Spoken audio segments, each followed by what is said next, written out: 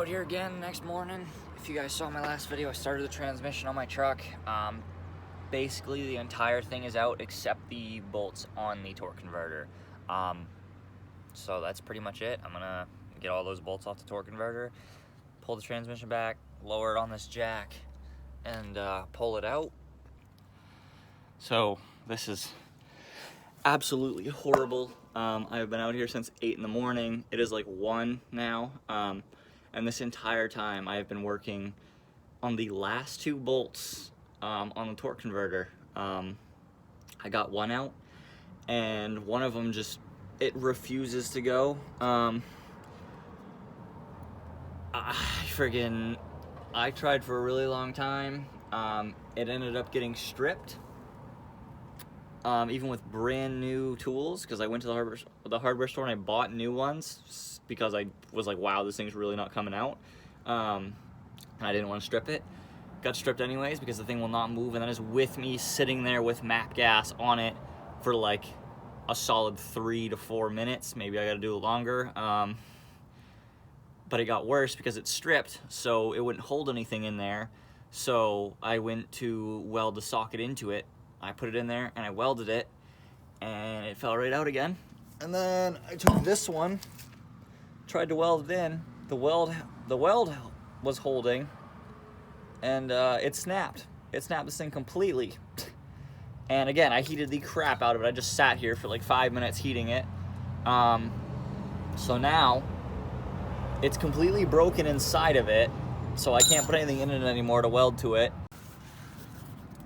There you go. There's the last one. I just kept adding weld to it because it was completely stripped out, and it just keeps breaking. So now it's got a giant piece broken in it. This really sucks. I wouldn't have officially, I wouldn't have welded to it if I didn't think that it wasn't gonna work. You know, I could have gotten one of those little, they got like teeth on them, and you put it over it and you yank it and it like bites into it, you know. So if you strip something, the little remover tools, I could have gotten one of those. I just really thought that if I put the tool in there and I welded it, that it would come out, because it was stripped, but it was enough where it still had like stress on it. So I really thought it was gonna work. So now we're in a much worse predicament. Stuff like this is why I hate doing this stuff in my driveway by myself. Like, you know, if it just went how it was supposed to, then we'd be alright, but this is really, really difficult right now. This is absolutely insane. This is the next day again, and I straight up welded the pliers to it. Welded it all the way around the thing with the pliers while squeezing as tight as I possibly could.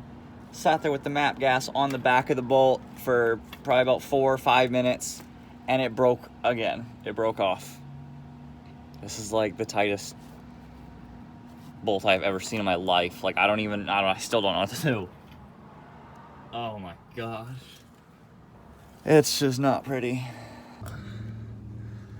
So I basically just went with the only other thing I know left to do, and that is to cut the torque converter on the opposite side, because I don't have a grinder or anything. I thought about it the other day, but I was like, I think it's pretty thick for a torque converter. But I was doing that, and I am like that much, I have that much left before I'm actually through the torque converter, and the Sawzall is like giving out, like it won't, the clutches inside of it are burned up or something.